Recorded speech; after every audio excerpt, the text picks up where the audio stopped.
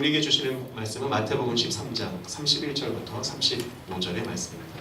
마태복음 13장 31절부터 35절의 말씀입니다.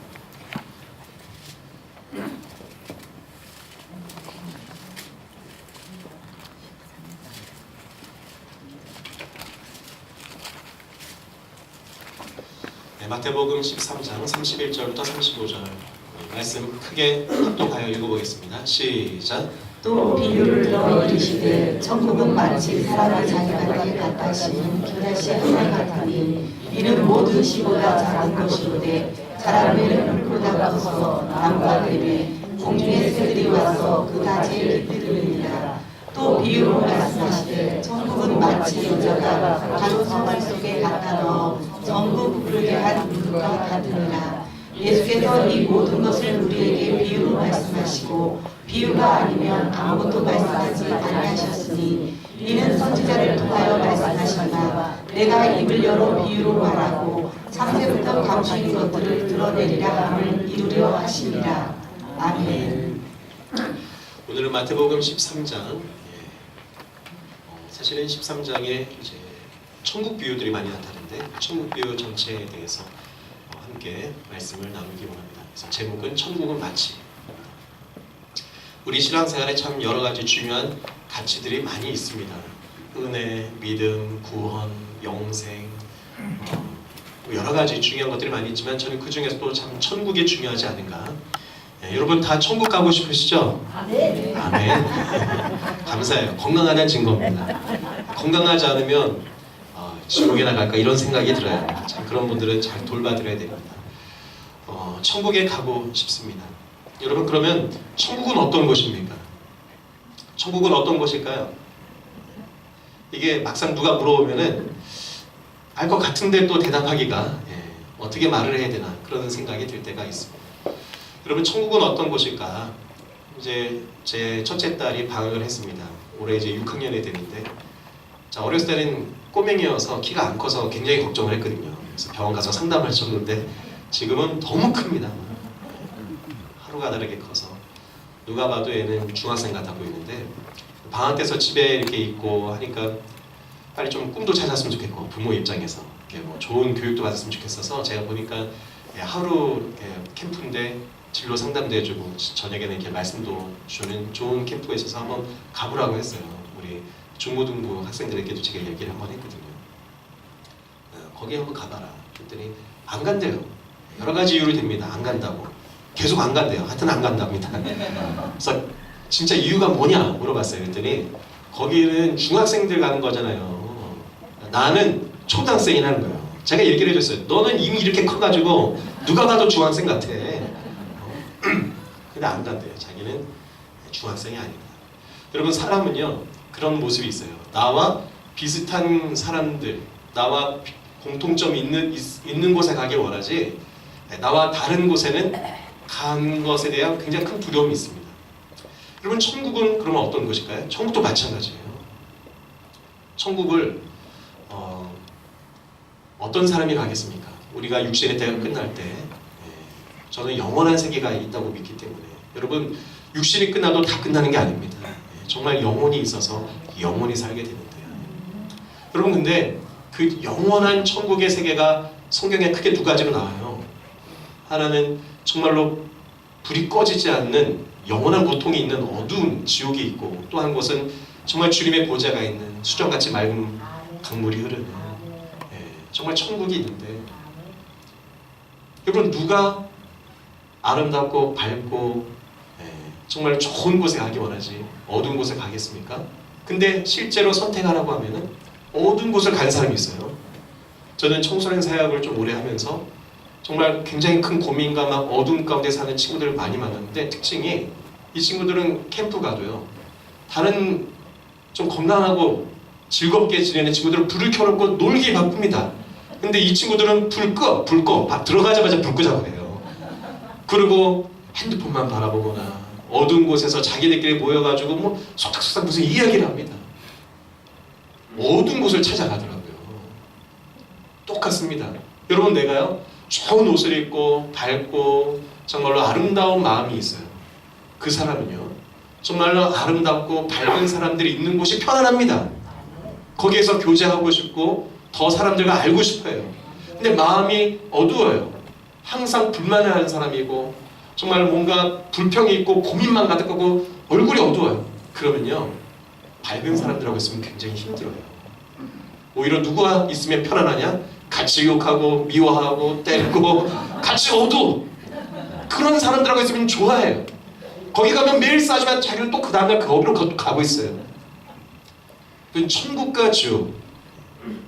그러므로 여러분, 예수님이 천국을 얘기할 때 죽어서 가게 될 천국을 예수님이 말씀하셨어요. 보면 내가 너희를 먼저 처소로 예비하러 간다. 요한복음 14장에 나오는데요. 근데 더 많은 부분의 천국을 예수님은 무슨 천국을 얘기하시냐?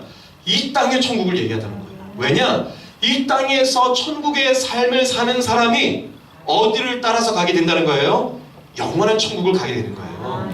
이 땅에서 밝고 아름답고 정말 행복한 천국의 삶을 누리고 살고 있으면 그의 육신의 때가 끝나는 날 그 삶의 패턴과 방식과 똑같은 마음 그대로 어디를 간다는 겁니까? 천국을 가는 거예요. 그러니까 아주 분명합니다. 여러분, 지금 내가 천국의 삶을 살고 있습니까? 내 마음속에 사랑이 가득하고 용서하고 나누고 베풀고 섬기고자 하는 그런 여유가 있고 정말 누가 봐도 저 사람은 아름다운 사람이구나, 천국의 사람, 하나님의 자녀구나, 그런 마음이 있으면 천국 가는 거예요. 근데 내 속에 겉은 굉장히 괜찮은 것 같은데 사실은 이건 자기는 알아요. 내 속에 그냥 이 용서가 안 되는 그놈, 여전히 용서를 못하고 해서 겉으로 놓지만 내가 늘 칼을 갈고 있고 사실은 뒤로 다 뭐 이렇게 도둑질하고 챙기고 있고 아무도 모르는 것 같지만 자기가 알고 하나님이 알아요. 그 사람은 반드시 도둑놈들 모여있는 곳으로 가게 돼 있다. 여러분, 도둑놈들끼리 모여서 뭐 하겠습니까? 영원히 서로 도둑질하고 싸우고 고통 주고, 거기가 지옥이라고 하는 거예요. 여러분, 그러므로 이 잘못된 신앙은 천국이 어디냐? 죽어야 가는 곳이지. 이런 대표적인 내가복음이 되는 거예요. 성경을 잘 보십시오. 마태, 마가, 누가, 요한복음에 예수님이 말씀하시는 천국은 어떤 천국이냐? 죽어서 갈 천국은 이 땅에서 결정된다는 거예요. 그러니 이 땅에서 천국의 삶을 사시길 축복합니다. 그러니까 오늘 우리가 읽은 본문 말씀은 대표적인 예수님이 천국은 어떤 곳인지를 얘기해 주는 말씀인데, 죽어서 막 환상 가운데 막 무슨 이렇게 어떤 그런 천국을 보여주는 게 아니라 우리가 삶에서 알고 경험해야 될 천국, 그것을 잘 이해할 수 있도록 비유로 풀어주는 천국. 여러분, 오늘 들을 길을 가지시길 축복합니다. 그래서 내 삶에 과연 정말 천국이 어떻게 나타나야 되는가? 예수님은 무슨 천국을 말씀하셨는가?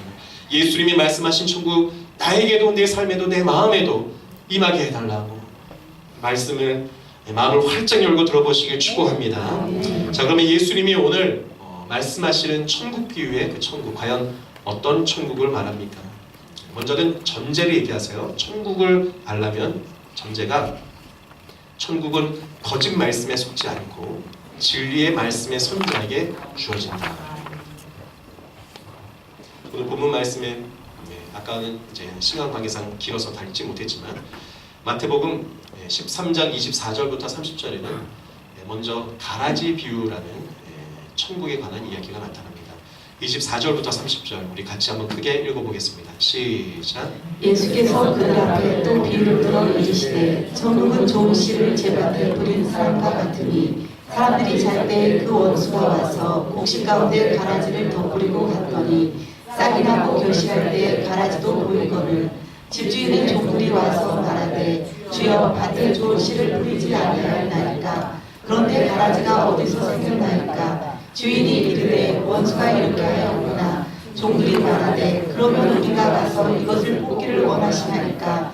주인이 이르되 가만두라. 가라지를 뽑다가 곡식까지 뽑을까 염려하노라. 둘 다 추수 때까지 함께 자라게 두라. 추수 때 내가 추수꾼들에게 말하기를 가라지를 먼저 거두어 불사르게 단으로 묶고 곡식을 모아 내 곳간에 넣으라 하리라. 아멘. 지난주부터 더 깊은 은혜, 이제 첫 번째 시간 가져서 이 씨 뿌리는 비유에 대해 나눴습니다. 그러니까 지금 이 말씀은 갈릴리 바닷가에서 예수님이 전하는 말씀이에요. 산상수훈이라고 예수님이 첫 번째 설교가 있었다면 너무 귀한 이 천국에 대한 비유, 너무 귀한 진리다 해서 사람들은 이것을 해상수훈이라고도 합니다.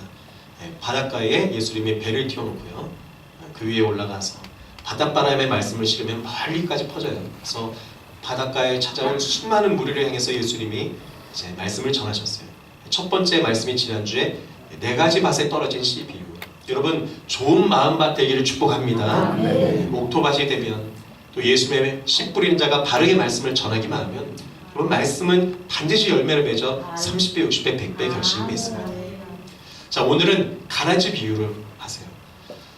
자, 이 가라지, 밭이 있다는 겁니다. 그리고 씨를 뿌리는 자가 뿌렸어요. 근데 그날 밤에 또 누가 와서 뭘 뿌렸다는 겁니까? 원수가 와서 가라지도 뿌렸다는 겁니다.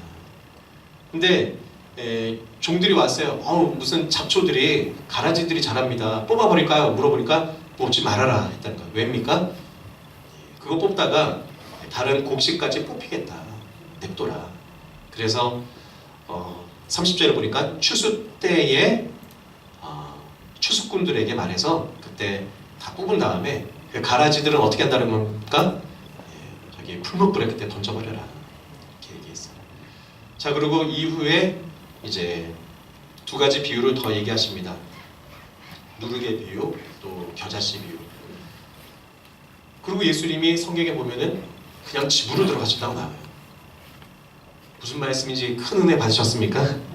예수님이 그냥 이렇게만 얘기하고 들어가신 거예요. 비유의 얘기만 하시고. 성경 일부를 나옵니다. 예수님께서 비유가 아니면 말씀하지 아니하셨다. 그리고 그날 밤에 그냥 집으로 돌아가셨다. 사람들이 혼란스러워요. 이렇게 가라지 비유 듣고 알 것 같은데 또 모르겠고. 그러니까 바닷가에 많은 사람이 있었는데요. 여러분, 왜 많은 사람들이 찾아왔겠습니까? 우리가 작년에 1차 갈릴리 사역 때 배웠지만 예수님이 많이 치료도 해주시고 많은 사람들에게 정말 이렇게 하나님의 능력을 나타내 주셨기 때문에 사람들이 많이 찾아온 거예요. 그런데 예수님이 이제는 그 사람들에게 비유로만 얘기하시는 거예요. 이번에는. 이건 무슨 의미가 있냐? 알아듣는 자는 알아듣고 못 알아듣는 자는 못 알아들으라는 얘기입니다. 여러분, 알아들을 수 있는 하나님의 사람 되길 바랍니다. 비유는 아주 쉬운 이 비유인데요. 이거는 착하고 순수하고 어린아이 같은 사람은 알아듣는다고 성경에 나와요. 그런데 스스로 똑똑하고 어렵게 풀어가려고 하면 전혀 못 알아듣는 말입니다. 여러분, 그냥 단순하고 있는 그대로 이 말씀을 이해해 보시기 바랍니다. 사람들이 못 알아듣겠으니까 예수님의 제자들이 저녁에 예수님께 찾아갑니다. 그래서 다시 부탁해요. 예수님, 아까 그 가라지 얘기 무슨 얘기입니까? 자, 그랬더니 예수님이 풀어주시는데 37절부터 43절이 그 내용입니다. 다시 한번 읽어볼까요? 시작. 대답하여 이르시되 좋은 씨를 뿌리는 이는 인자요 밭은 세상이요 좋은 씨는 천국의 아들들이요 가라지는 악한 자의 아들들이요 가라지를 뿌린 원수는 마귀요 추수 때는 세상 끝이요 추수꾼은 천사들이니 그런즉 가라지를 거두어 불에 사는 것 같이 세상 끝에도 그러하니라. 인자가 그 천사들을 보내더니 그들이 그 나라에서 모두 넘어지게 하는 것과 또 불법을 행하는 자들을 거두어내어 풀무불에 던져 넣으리니 거기서 울며 이를 갈게 되리라. 그때 의인들은 자기 아버지 나라에서 해와 같이 빛나리라. 귀 있는 자는 들으라. 아멘. 네, 이게 예수님이 이제 풀어주신 말씀입니다. 조금 알 것 같으면서도 좀 이해가 되십니까? 네, 다시 한번 그래서 정리를 해보면 내용은 이렇습니다. 밭이 있다는 거예요. 근데 거기에 씨를 뿌리는 사람이 있습니다. 자, 이 사람은 인자라고 했어요. 인자는 누굽니까? 예수님이에요. 성경에 예수님을 가리킬 때 인자라고 하면은 어떤 상황에서 예수님이 쓰는 용어냐? 여러분, 예수님은 하나님이시면서 또 사람이시죠. 인자라는 것은 사람인지 아들자. 그래서 예수님의 인성을 강조할 때 쓰입니다. 또 두 번째는 예수님이 하셨으니 인자. 여러분도 인자죠? 사람에게서 나오지 않은 사람이 있으신가요? 우리는 다 인자예요. 그러니까 너희도 할 수 있다 라고 할 때는 인자를 씁니다. 즉 예수님이 말씀을 전하셨잖아요. 그러니까 저와 여러분도 복음을 전할 수 있는 사람이죠. 여러분, 그러므로 씨 뿌리는 자가 참 중요하다는 겁니다. 여러분, 진리의 말씀을 잘 전하길 축복합니다. 첫째는 저에게 책임이 크고, 자, 그래서 예수님처럼 말씀을 바르게 해석해서 전하는 사람이 여기 인자라고 할 수 있는 거예요. 같은 세상입니다. 그래요. 이 세상에는 하나님의 말씀이 지금도 전해지고 있어요. 자, 그런데 이 세상에 또 어떤 말씀도 전해진다는 겁니까? 가라지도 뿌린다는 거예요. 가라지. 여러분, 가라지는 뭡니까? 악한 자의 아들들인데 이들은 왜 생겼어 하는 겁니까? 마귀가 가라지를 뿌리는 원수 마귀인데 이들이 무슨 말씀을 전합니까? 틀린 말씀을 전한다는 거예요. 인자가 좋은 씨를 뿌리는 분이라면 마귀는 하나님의 말씀을 왜곡하고 잘못 해석하고 잘못된 교리를 얘기해서 사람들을 어떤 사람으로 만드는 겁니까? 악한 자의 아들들을 만드는 거예요. 직접적으로 지금 예수님이 설교할 때 그 바닷가에 찾아온 사람들 중에는 누구를 가르치는 걸까요? 하나님을 그렇게 자신은 잘 믿는다 생각하고 자신의 모세오경을 다 깨달았다고 생각하지만 사실은 자기도 못 지키고 많은 사람을 지옥 자식을 만들고 있던 바리새인들, 서기관들, 이러한 사람들을 직접적으로 가르치는 거고요. 오늘날 우리에게 적용하면 어떤 사람들이 되겠습니까? 이단 사이비는 말할 것도 없어요. 여러분, 이단 사이비를 왜 일반 사회에서도 나쁘다, 경계해야 된다고 얘기를 합니까? 우리나라는 종교의 자유가 있지만 그러나 그 종교들 중에서도 이단과 사이비라고 하는 것은 일상적인 사람들의 정상적인 삶을 깨트리기 때문에 이단 사이비라고 하는 거예요. 사람들의 삶에서 제일 중요한 것은 가정입니다. 그런데 이단이나 사이비에 빠지면 가정을 떠나라고 해요. 왜냐? 떠나야 찾으러 오면서 다른 가족들도 막 이렇게 데리고 올 수 있으니까. 그리고 삶을 살아가면서 건강하게 일하고 사회생활하는 게 중요하지 않습니까? 근데 그런 거 하지 말라 그러고 와서 강제 노역시키고 공동체 생활, 집단 생활을 하라고 합니다. 그래서 사디비 이단에 빠지면 이게 노예가 돼버리는 거예요. 여러분, 정말로 이런 잘못된 마귀의 메시지에 빠지지 마시길 축복합니다. 이런 건 말할 필요도 없고. 그러나 또 안타까운 것은 한국 교회도 지금 문제가 뭡니까? 성경을 율법주의로 해석한다거나. 여러분, 율법주의 신학으로 말씀을 보면 모든 사람들이 다 판단하기에 바쁜 거예요. 너 말씀 지켰냐 안 지켰냐. 나는 자기는 지켰을 땐 우월감을 갖고 못 지키는 사람은 판단하고 항상 신앙생활에 우월감 아니면 열등감. 이게 비교하면서 사는 게 율법주의라니까요. 정죄하고 사랑은 없고 딱딱하고. 성공주의 신학도 한국교회 문제입니다. 마치 예수를 도구 삼아서 예수의 이름으로 자기가 큰 어떤 성공을 이뤄야 된다는 도구 삼는 것. 기복신앙도 마찬가지죠. 또 문자주의 신앙이 다 잘못된 겁니다. 이슬람 IS가 지금 왜 전 세계에 테러를 일으키고 전쟁을 일으킵니까? 놀라운 것은 그들도 구약 성경과 겹치는 말씀을 봐요. 꾸란이.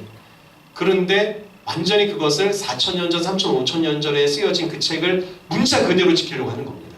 그러니까 전쟁이 사람을 죽이는 것이 정당화되는데 여러분, 성경은 그런 것을 얘기하는 것이 아니라는 겁니다. 여러분, 그러면 성경은 무엇을 얘기합니까? 여러분, 하나님은 온 세상을 창조하신 창조주이심을 믿으시기 바랍니다. 온 세상을 창조하셨기 때문에 온 세상이 여러분 자연과 우주 잘 보십시오. 모든 것은 다 질서를 따라서 법이 있게 또 모든 것들이 조화롭게 운행하고 있다는 거예요. 성경을 알고 하나님을 알수록 조화로운 사람이 되고 질서를 지키는 사람이 되고 법을 아는 사람이 되는 줄 믿으시기 바랍니다. 점점 상식적인 사람이 되고 누구를 만나도 대화할 수 있는 사람이 되고 조화로운 사람이 된다. 여러분, 그러므로 성경을 제대로 알고 하나님을 만나면 행복하게 살게 됩니다. 성경을 잘못 알고 하나님을 잘못하면 여러분, 기적도 분명히 있습니다. 모든 것이 원리와 법대로 운행되다가 어쩔 수 없는 상황에서는 우리가 성경에 보는 것처럼 예수님이 무리를 걷기도 하시고 필요할 때는. 그러나 항상 모든 문제를 기적으로 해결하는 사람은 됩니까? 안 됩니까? 하나님이 법과 질서를 다 만들어놨는데 이걸 무시하는 신앙은 또 잘못된 신앙이라는 거예요. 그러니까 여러분, 이 가라지 비유가 전하고 있는 간단한 메시지는 뭐냐? 너희는 속지 말라는 겁니다. 가라지가 되지 말라는 겁니다.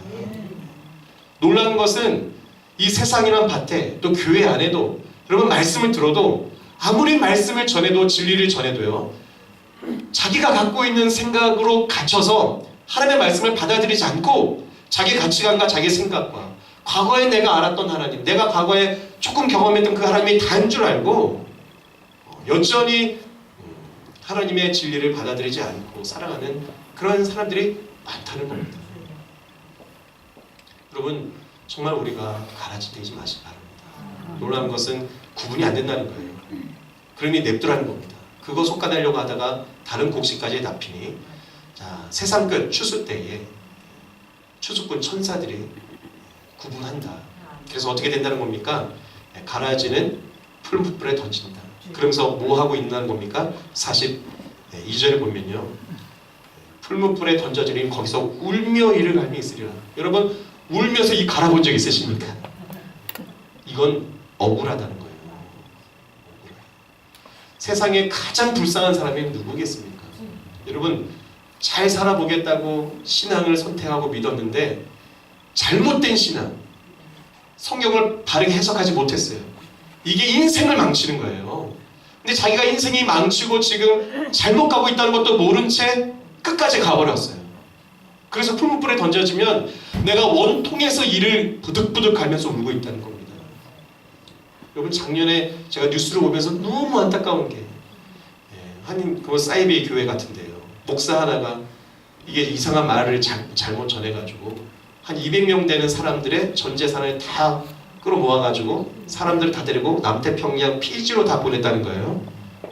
거기에서 그냥 이 사람이 또 목사가 시키는 대로 일을 하는데 안 한다 그러면 폭행을 하고 거기에 몇 년을 노예처럼 갇혀있다가 어렵게 탈출하는 사람이 얘기를 하고 하는데, 여러분, 성경은 뭘 얘기합니까? 여러분, 성경 창세기부터 출애굽기 보십시오. 480년 노예살이 하던 사람들을 자유하게 만들어주는 게 성경이에요. 가나안 땅에서 정말 너희는 행복해라. 우상 숭배하면 신전 만들어내고요, 눈에 보이는 형상 만든다가 돈이고 물질이고 시간이고 거기 다 써야 되는 겁니다.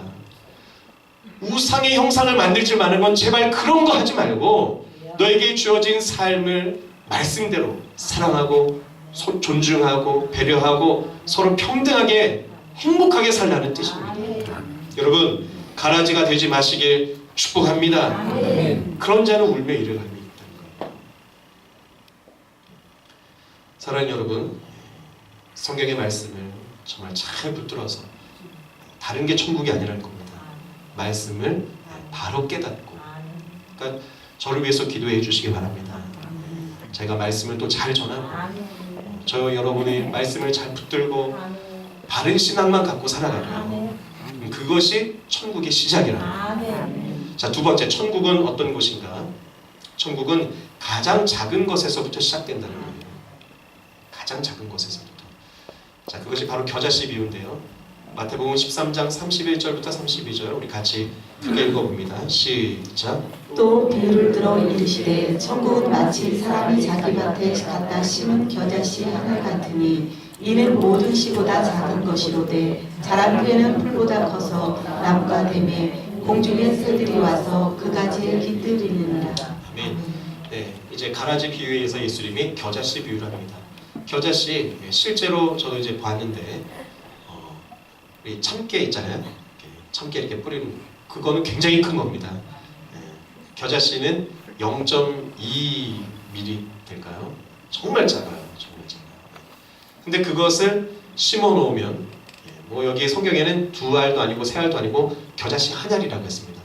그거를 심어 놓으면 이게 싹시 자라는데, 여기 이제 성경에는 나무라고 되는데 제가 이제 정확하게 알아보니까 겨자는 풀입니다. 이것은 1년생이기 때문에 우리가 뭐 감나무처럼 이렇게 크게 자라진 않아요. 그런데 놀랍게도 그 작은 씨가요, 중동의 그 겨자풀은 보통은 3m, 어떤 것은 4m도 자라는 게 굉장히 크죠. 제가 2m 키가 안 되는데 저보다 훨씬 더 크게.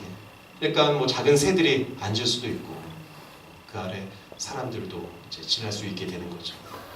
자, 천국은 마치 그런 것과 같다는 얘기입니다. 이건 무슨 얘기를 하는 걸까요? 예수님 자기 자신을 얘기하시는 거예요. 여러분, 예수님 한번 생각해 보십시오. 예수님은 어떤 분입니까? 베들레헴 마구간에 태어나신 분이에요. 좋은 요람에서 주무신 게 아니라 말구유에서 누워져서 이 땅에 오신 분입니다. 목수의 아들입니다. 그리고 자기도 목수가 됐습니다. 아주 가난하신 분이에요. 공생애를 시작한, 이제 사역을 한다고 내가 하나님의 아들이다 하면서요, 왕관 쓰고 막 이렇게 많은 하늘의 막 군대들을 동원해서 화려하게 대관식을 하면서, 나폴레옹은 자기가 황제 될 때 엄청난 대관식을 했거든요. 그것도 사진이 없으니까 그것을 오래 남기려고 화가를 고용해서 그림을 그리게 했는데 엄청나게 부풀려서 그렸습니다. 참석하지 않은 사람도 거기 다 참석했다고 그리고, 그러니까 이게 세상의 왕들은 그런 식으로 이게 다 속는 거거든요. 그렇게 하면 영원한 황제의 나라가 될 줄 알지만, 주님이 진정 추구하시는 천국 하나님의 나라는요, 아주 겨자씨처럼 작은 것부터 시작하는 거예요. 예수님만 그런 게 아니시죠.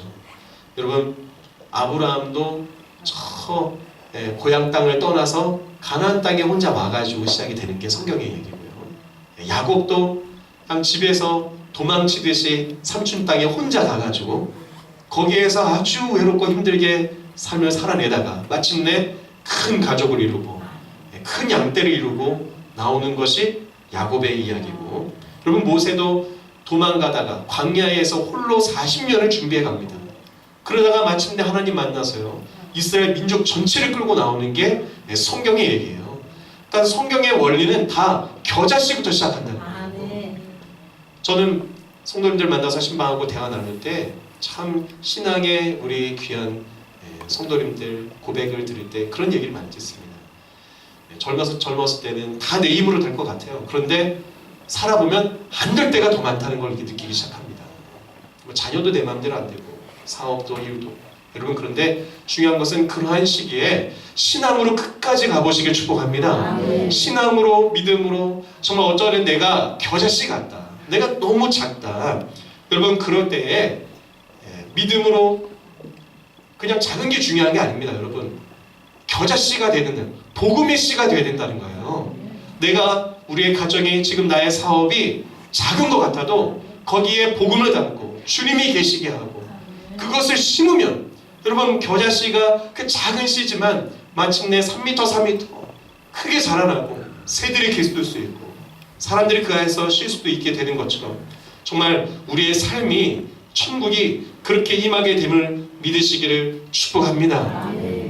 여러분, 그러므로 작은 것에 낙심할 필요가 없다는 겁니다.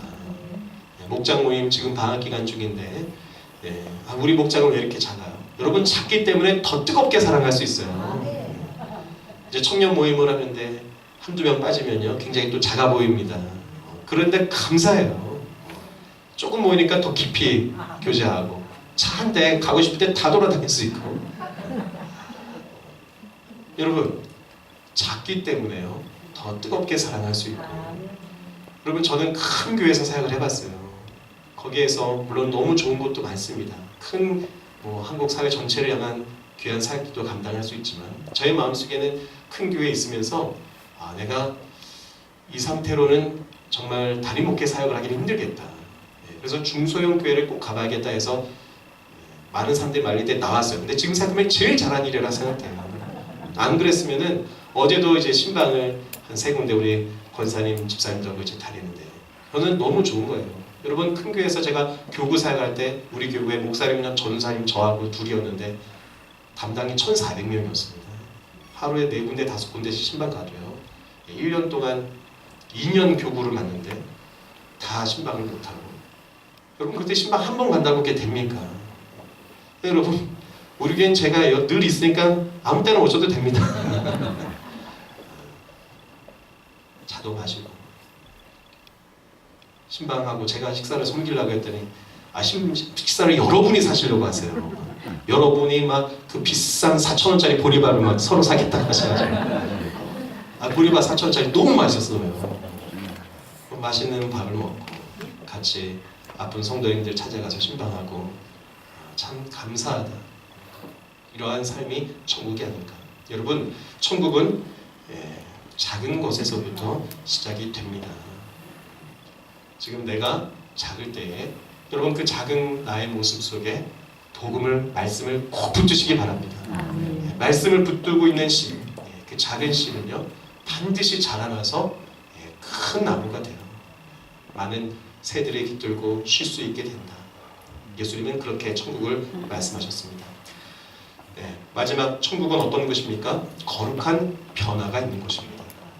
거룩한 변화가 있는 곳입니다. 우리 13장 33절 읽어보겠습니다. 시작. 또 비유로 말씀하시되 천국은 마치 여자가 가루 소말 속에 갖다 넣어 전부 부풀게 한 누룩과 같으니라. 네, 천국은 누룩과 같다는 겁니다. 반죽 속에 넣어놓은 누룩과 같다. 이게 무슨 말입니까? 이것은 변화를 얘기합니다. 여러분, 누룩을 반죽 속에 넣어놨다고 변해라! 변해라! 잔소리도 안 하고요. 우리 이제 떡이 돼간다 이렇게 막 자랑도 안 하고 그냥 소리도 없고 냄새도 없고요. 냄새는 있나? 특별히 보이는 거 없어도요. 엄청난 변화를 일으킵니다. 누룩이 없이 지금은 뭐 베이킹소다로 빨리 만들어내지만 옛날에는 누룩을 넣어가지고 기다리면 이게 바로 눈에 보이진 않지만 시간 지나고 딱 보면요. 이렇게 그 딱딱할 수밖에 없던 이 밀가루 덩어리가 부드러워지는, 푹신푹신해지는, 그리고 또 단맛이 나게 하는 놀라운 변화를 만들어낸다는 겁니다. 천국은 바로 이거라는 겁니다. 여러분, 천국이 되시길 축복합니다. 네. 여러분의 가정이, 여러분의 삶이, 여러분의 직장이, 내가 속해 있는 교회가, 내가 속해 있는 어떤 곳이든지 변화가 일어나게 되는데, 그럼 변화는 찬송이 한다고 되는 게 아니라 내가 그들과 함께 어우러져 살아가다가 정말 소리 없이 어느 틈에 놀라운 변화가 일어난다는 거예요. 간장이 우리나라에 참 여러 종류가 지금도 이제 정리가 잘 안 되는데 국간장, 양조간장, 진간장, 조선간장, 외간장, 맛간장, 생표간장. 놀라운 것은 아침에 제가 집사님께 물어보니까 다 구분하고 용도가 따로 있다고 하더라고요. 정확히는 제가 모르겠지만 크게 두 가지로 나눌 수 있다고 합니다. 하나는 외간장이라고 해요. 외간장은 일본에서 이제 유래가 됐다고 저는 알고 있는데 이거는 인위적으로 만들어 온 거라고 합니다. 산에다가 단백질 같은 것들을 넣어서 같이 끓이고 그걸 녹여버리는 거죠. 그래서 담백한 어떤 감칠맛을 내고 거기에다가 또 알칼리 같은 걸 양잿물 같은 걸 넣으면서 이제 또 식히고 저어가지고 중화시키고 거기에 맛을 내기 위해서 강한 사카린도 넣고 그러니까 이제 여러 가지 화학물을 넣어서 서로 이렇게 막 성질을 없애거나 눌러버려서 만드는 게 이제 외간장이라고 저는 알고 있어요. 근데 이것과 다르게 참 조선 간장은 참 좋다고 합니다. 콩으로 뭘 먼저 만듭니까? 메주를 만들고 이걸 발효를 시켜놓은 다음에 이걸 어디에 넣어놓습니까? 소금물에다 넣어놓는데요. 그러면 시간이 지나면 거기에 간장이 생기고 메주는 된장이 된다. 참 제가 이거 정리하는데 시간 많이 걸렸습니다. 저는 최고의 지혜자가 우리 권사님 할머니들이라고 생각해요. 이런 지혜가 어떻게 생겼나. 여러분, 천국은요 이런 거라는 거예요. 소금물일 것 같고 메주일 것 같고 완전히 다른데 만났더니 뭐가 생기더라? 간장도 나오고 된장도 나온다. 여러분, 우리가 삶을 살아가는데 그러므로 서로를 다른 것을 인정하고요. 다르기 때문에 하나님 만나게 했다는 것을 반드시 인정해야 됩니다. 다르니까 넌 틀렸어. 넌 내 말대로 해. 그렇게 나아가면 천국이 올 수가 없다는 거예요. 저는 우리 성도님들하고 이렇게 신방하거나 사실 상담할 때 얘기 들으면 바로 한 5분 지나자면 여기까지 막 답을 하고 싶은 말이 나와요. 이거 잘못되지 않았냐고. 이렇게 해야 되지 않냐고. 이렇게 하면 된다고.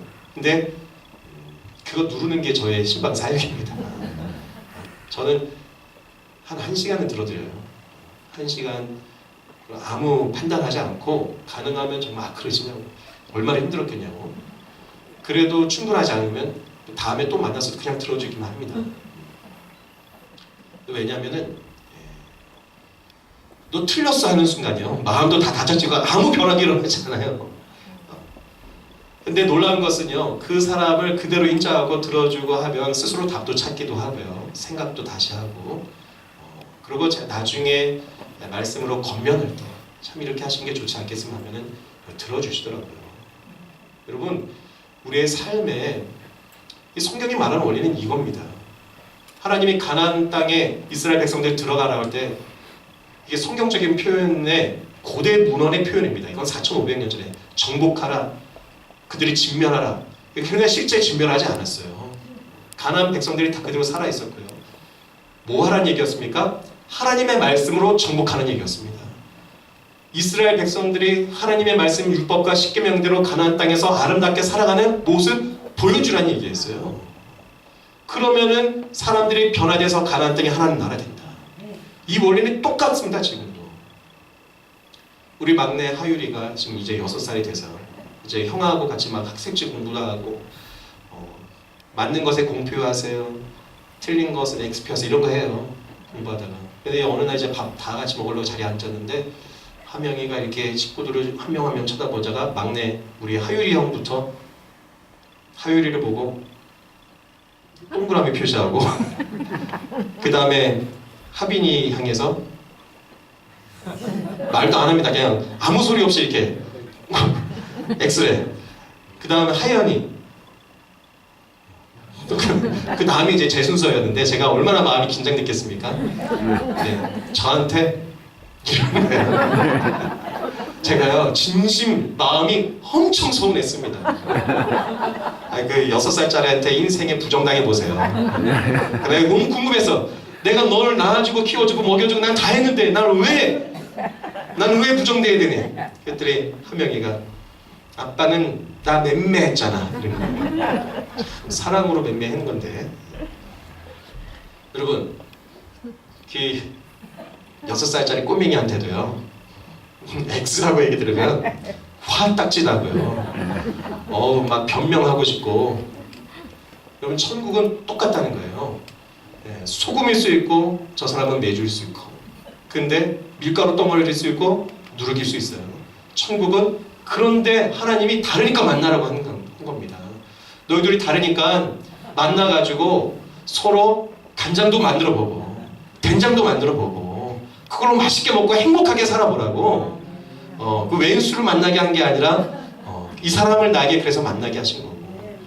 직장에 가도 직장의 그 상사가 저도 여러분 제가 큰 교회에서 어떻게 보면은 목사님들과 동역했지만 상사라고 할 수 있는데 저는 그런 생각했어요. 왜 하나님 나에게 이렇게 꼭 어디 가나 또라이 한 명씩 만나게 하실까? 또라이 불변의 법칙이 있어요. 어디를 가도 한 명씩 꼭 있습니다.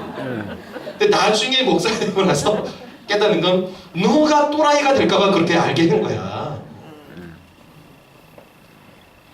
나를 훈련시켜주고 하나님의 뜻과 계획이 다 있어요.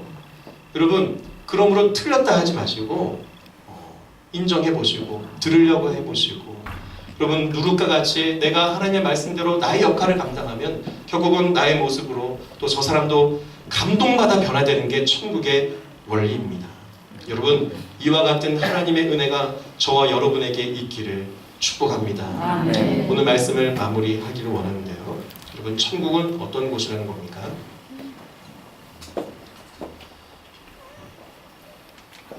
우리 35절의 말씀에 보면요. 이는 선지자를 통하여 말씀하신 바 내가 입을 열어 비유로 말하고 창세부터 감추인 것들을 드러내려 함이라 하십니다. 예수님은 천국을 이 천국 비유는 다음 주까지 계속해야 됩니다. 천국을 비유로 얘기하셨어요. 이것은 아까도 얘기했지만 두 가지 이유가 있습니다. 바리새인과 서기관처럼 교리에 갇혀서 어렵게 학식으로 또 영적인 신비한 체험으로 천국을 알려는 사람은 전혀 못 알아듣는 얘기입니다. 여러분 그런데요. 가라지 비유, 농사 얘기입니다. 농사 안 져본 분 있습니까? 텃밭 안 가꿔본 분 계신가요? 여러분 농사는 누구나 다 져보는 거고 농사를 짓는 사람마다 다 알 수 있게 해놨어요. 예수님이. 여러분 가라지 되지 마시기 바랍니다.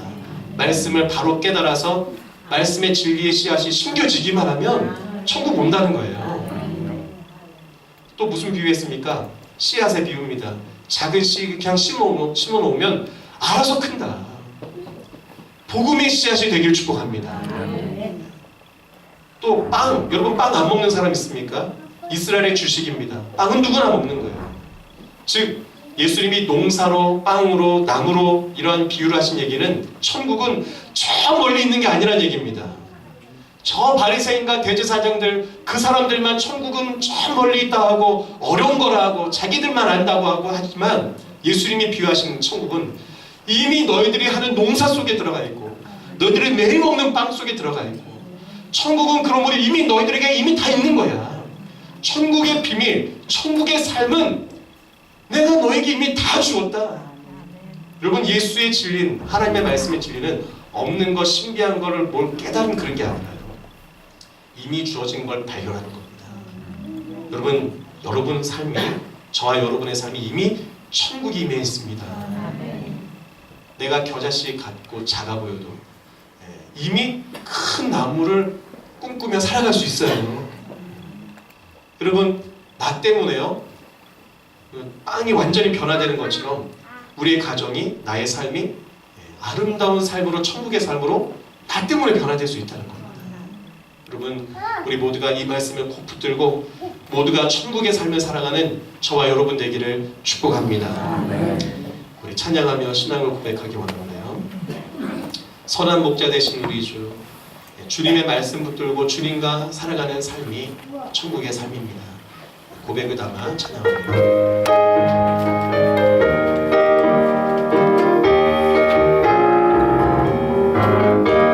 선한 목자 되신 우리 주는 항상 인도하시고 푸른 들만 좁은 곳에서 우리 먹여주소서. 선한 목자 구세주여 항상 인도하소서. 선한 목자 구세주여 항상 일찍 주의 뜻을 따라서 살아가게 하시고 주의 크신 사랑 베푸사 나아가게 하소서. 선한 목자 구세주여 항상 인도하소서. 선한 목자 구세주여 항상 인도하소서. 아멘. 우리 한번 기도하겠습니다. 우리 눈을 감고 우리 말씀을 다시 한번 기억해 보십시오. 여러분, 천국은 어디 있습니까?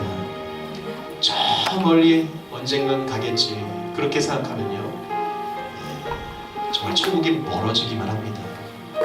예수님은 당시 유대 대부분의 사람들이 다 하는 농사, 먹는 빵으로 얘기하신 이유는 천국은 이미 너의 삶 속에 있다고, 그게 천국이라고. 지금 여러분, 나 자신 내가 봐도 너무 작아 보이고 초라해 보입니까? 겨자씨 같아도 여러분, 주님의 말씀 붙들고 복음의 씨앗이 되면 크게 자라서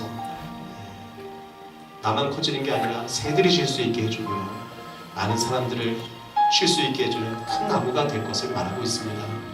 여러분, 우리의 삶 정말 가라지가 되지 말고 울며 이를 가는 억울한 인생이 되지 말고 말씀 붙들고 한번 행복하게 살아보는 인생 되기를 축복합니다. 여러분, 변할 수 있습니다. 우리의 가족 어떻게 변하나, 나는 어떻게 살아야 되나, 다른 것이 없습니다. 내가 누룩의 삶을 살면 됩니다.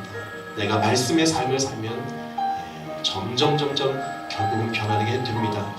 다시 한번 우리 말씀 붙들고 기도할 때, 하나님, 천국이 이러한 천국이라면 나의 삶에 이러한 천국 이루어지게 하여 주옵소서. 천국 백성 되게 하여 달라고 우리 다 같이 합심해서 기도하겠습니다. 살아계신